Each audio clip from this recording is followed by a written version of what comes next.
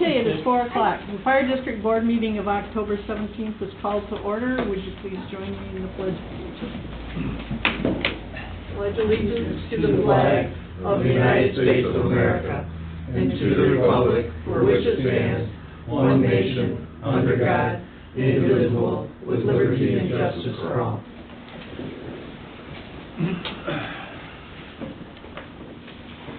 All right. Chris, could we have the roll call? Yes, ma'am. Aldrich. Here. Beckman. Here. Verplank. Here. Sorry, Stacy. Phelps. Yes. And Miller. Yes. Pullen and Fox are absent with notice. Thank you. Moving on, could we have the approval of the agenda? Please silence your cell phones, please. I'll make a motion to approve the agenda as it stands. I'll support. Okay, motion by Phelps and a second by Beckman to approve the agenda as it stands. All those in favor, please say yes. Yes. Opposed? Motion carries unanimously. The approval of the minutes of September 19th. I have a correction for those minutes. Yeah, I think I saw that. It's, we have, where is it? 8A? 8A. Yes, we have Mr. Miller voting no on the minutes, and he wasn't even here, so. Good job. So I Send think that you- proxy? I felt like being a little contrary. Strong thought. So I think you just switched the two things, the none That should have and... been absent instead of, Yeah. okay. Other than that, I'll take a motion to approve the amendments as amended. I'll make a motion to approve the minutes of September 19 with the change added. I'll second. Yes, motion by Beckman, second by Phelps to approve the minutes. All those in favor, please say yes. Yes. Opposed? Moving on, request for payment. Oh, I forgot public comment. Boy, that's a cheap one this month. I'll make a motion. to approve Wait a it. minute. I forgot public comment. Oh, Does anybody in the peanut gallery want to make a comment? Oh, you're all shaking your heads. Okay. I never want to say anything. Okay, moving on. I'll make a motion to approve the accounts payable of $123,372.59. I'll support. Okay, I have a motion by Phelps and support by Aldridge to pay the accounts payable. Can we have a roll call vote? Yes. Phelps. Yes. Aldrich. Yes. Beckman. Yes. Verplank. Yes. And Miller. Yes. Passes 5-0. Madam Chair. All right, moving on. Is this So we the have- pay, I got a question about it. Is this the pay period where they get their extra pay? I mean, some of the We held off. paychecks were... Yes, we held off on the overtime and some of the other payments because there was a discrepancy in rate, so we held it off. Some of it goes back to June, like for John Miles, there was Wow. a payment, a small one, that's why it's so big. Plus, there was a lot of overtime, Eric, for essentially, before Riley joined on, Kyle and Mike Betts took on the shifts at night to fill the void that John left open. Yeah, I just kind of noticed they're a Yep. little more than normal. Good eye. Okay, moving on to financial report, Peter. Okay, so basically, we're still living off our reserves and property tax bills that come out for our budget starting December 1, which is going to be here before we know it. So far, I think we're in line overall with the expenditures. Everybody can see there's nothing really out of whack currently. I don't know if anybody has any particular questions, or the only thing we're over right now is when we paid off the truck, the final payment was $2,000 more, to $2,300 more than we had budgeted. So at some point we'll have to have a budget adjustment, but we'll worry that later in the future.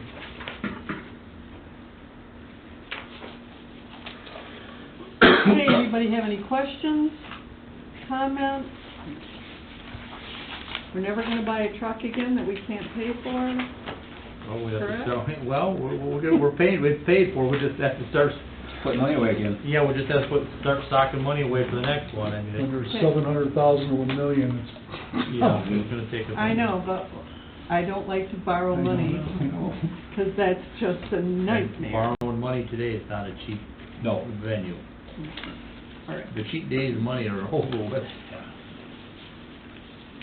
All right, moving on, fire chief comment? Correct. Okay, thank you.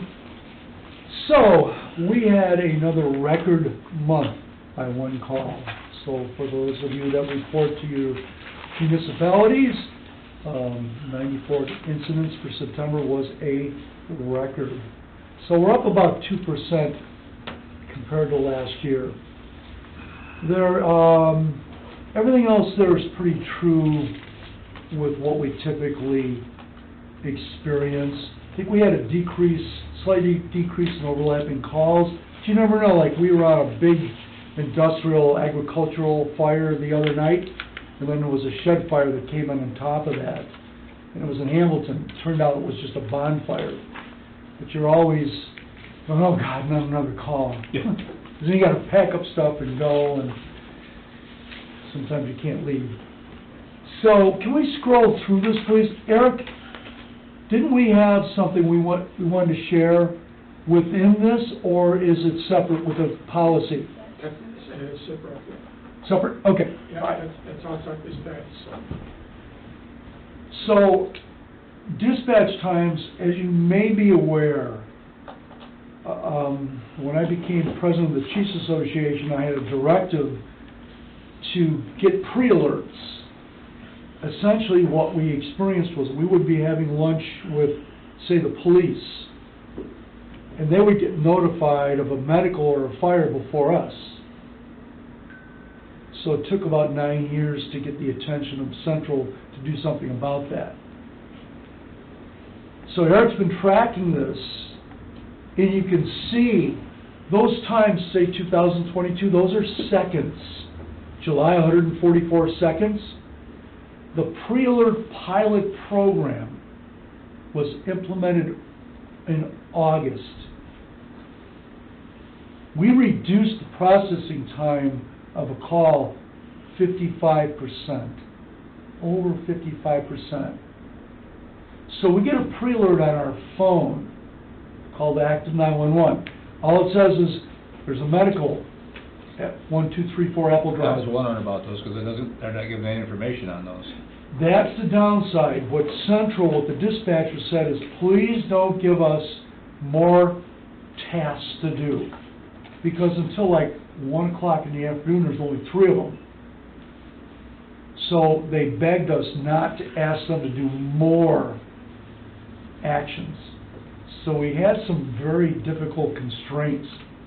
The only way they could do this, or they would do it, is to send us an Active 911. If you have to prioritize the call, they're required to go through a system of questions. Well, that can take 2 to 4 minutes. So as soon as they know it's a medical, they send us an alert. We can stop what we're doing, start going to the trucks, get out of bed, or walk out of the restaurant, stop whatever we're doing. That was the goal of the pre-alert, to reduce response time. And the police did not want to remove their pre-alerts. They wanted to have that right. So we had to work with all these constraints. What people don't like is the Active 911 no longer has all the detail in it. That's the biggest complaint. The other aspect that we have is there are departments that don't run priority 3, and they get notified. We have one department that complains saying, we don't even run the call, and we got a page, and it wakes us all up in the middle of the night. So we're going to try to deal with that. We don't know if we can. So the pilot program has saved time, which was the goal. Not only on medical calls, all calls. So we're really happy. It was supposed to be evaluated tomorrow. We asked them to postpone it a month, so I can bring it to the Chiefs Association to have them vote, do they want to continue it or discontinue it. So we've been keeping track of the data. We can show that it has reduced response time. Do they let you know when you're on the way or what's going on, or? No more than they just get on, they just do a page and say you've got a fall at 1, 2, 3, 4 Apple. They don't tell you anymore after that? Active 911 just gives more details, and the clarity on it is really nice. But we didn't have Active 911 for 30, 40 years either, so, but we're going to try to see if we can penetrate this. 8, 9 years ago, we couldn't even mention pre-alert. No. It was forbidden. Nope, can't do it. And finally, with the help of Dean Kappenga, Rob Sarro, a few others, we drafted a policy. So it's a good thing. Yeah, we really pushed this for 911. They were not real receptive to it. No, it was a long month. Do these reduced times show up in the total response time? I saw in the previous slide, like the average was 6:25. Does this time saving here show up in that So, number? yeah, we get like a notification time, then a call when we acknowledge it, and that's another thing. Sometimes you're in bed and your radio's in the truck and it might take you 2 minutes to get to that. So all that penalizes you. What, you have different call times. They call it out to shoot when you leave the station. When you acknowledge it, Eric, do you have anything to add? Yeah, of course, our response time that we know it still stays the same. But what happens is we get on the road faster, but the travel time from here to the incident is still the same. But we, from the caller's point of view, we get there a minute or two faster because we don't have to wait for the pager to go on. We get this pre-alert and say, okay, out the door. But traveling with traffic, that's still the same. So our response time doesn't really change, but we still get quicker to the incident from the caller's point of view, not from the time we've been dispatched. So that 6:25 is from the time you leave to the time you arrive. That's when we get the pre-alert, because our pre-alert is our dispatch time. From that point, then our response time starts adding up. So. Okay. We've actually had calls where we're at the station and they see the pre-alert on a phone, and they could be at the call like down on Clearbrook Court and on Clearbrook Green, all those, we're at the house before we even get the pager activation. So it's been really a good thing. We have more improvements to do on the 5 program, if the county decides to keep it.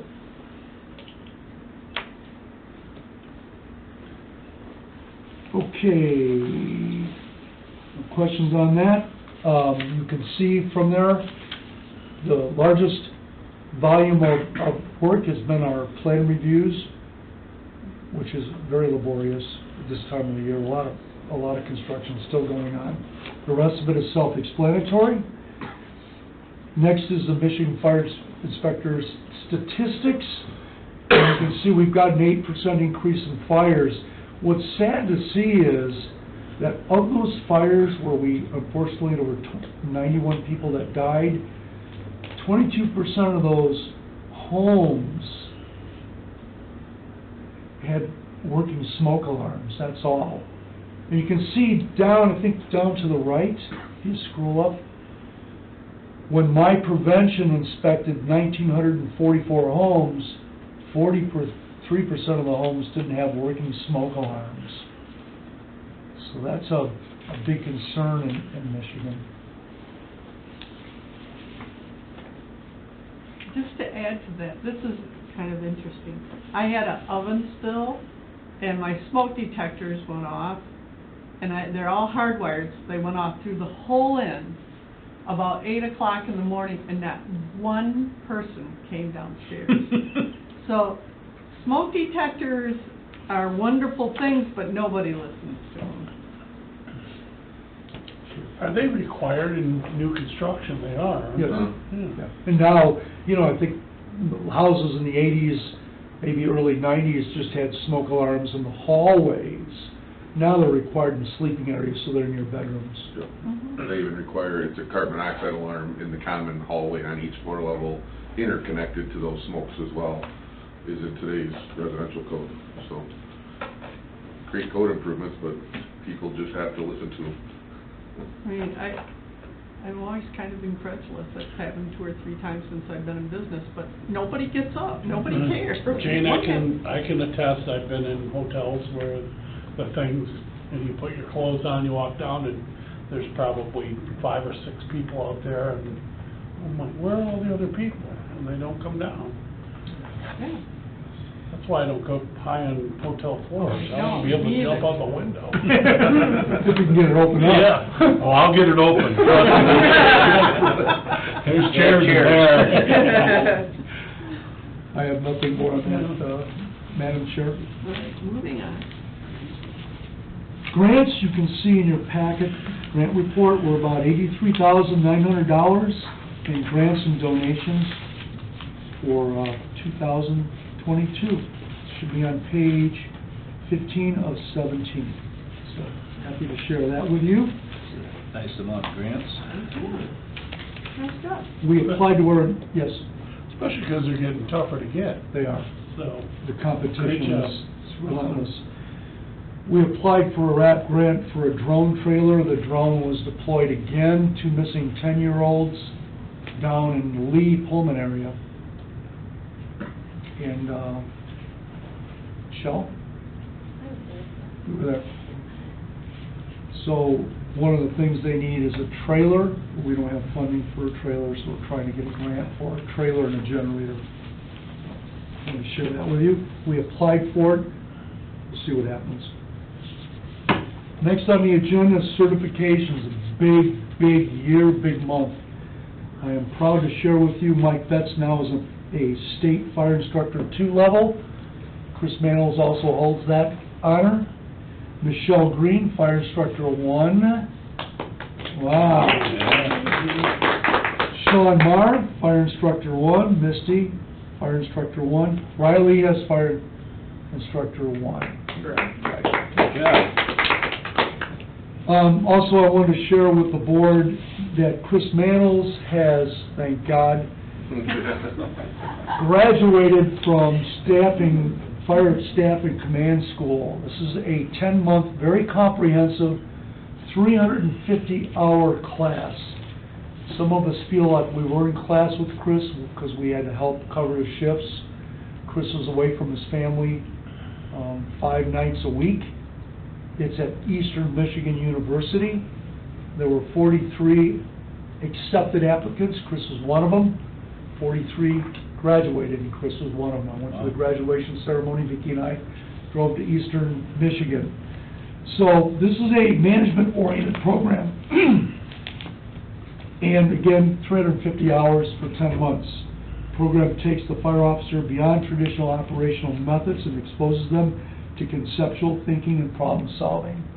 And you might remember his thesis, which he'll share it with you maybe next month, is on basic life support transport.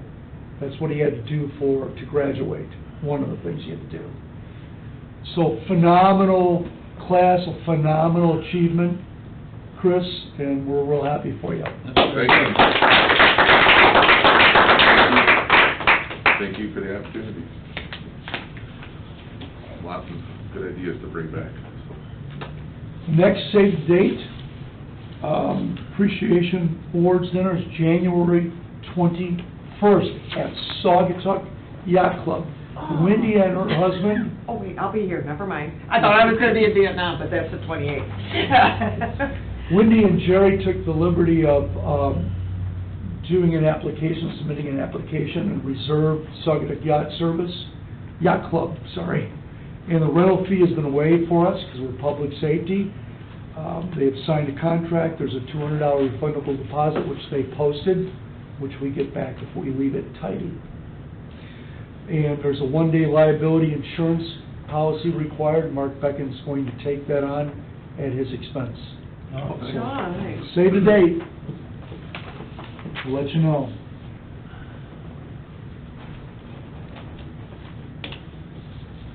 That is all I have for comments, Madam Chair. All right. Moving on, we have no unfinished business. New business, cost recovery fee schedule updates and approval. Roll call. We thought it would be wise to update this since promotions and wages kicked in. We are by ordinance in the nature of cost recovery allowed to recuperate costs. Well, we all know fuel, I mean, some of these things were on 6 hours with 4 trucks running. So it was time to update it because all the wages went up. So you'll see a before and after. Essentially, we had to add some positions on because, say, Mike Betts became an assistant chief of training. He was a captain. Linus Starring is an assistant chief now. So there are some different positions, and we wanted to amend this. But there's only, I think, 4 areas that were raised. You can see engine 2110, the new engine. That's a higher price per hour because of the cost of the vehicle. It's a percentage of the vehicle cost. It's the actual formula. That's how we created this originally. Last time we revised it was December 20th of 2021. Page 17 shows the updated. Is that formula based on replacement value of the vehicle, or? Yep. If they'll replace it, for example, that we have that 15-year policy now, Mhm. our insurance company won't replace it, they'll just give you a determined value.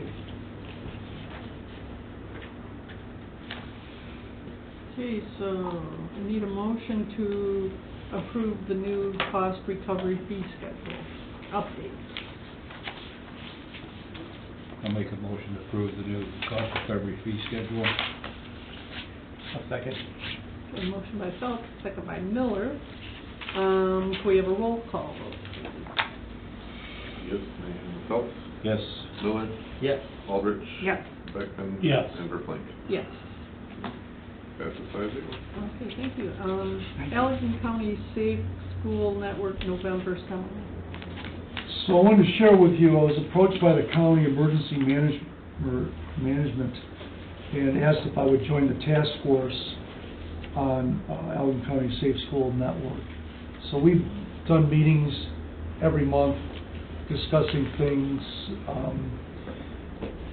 mental behavior, facilities, radios, how to respond, reviewing incident action plans. So it's a really great group of police and some fire.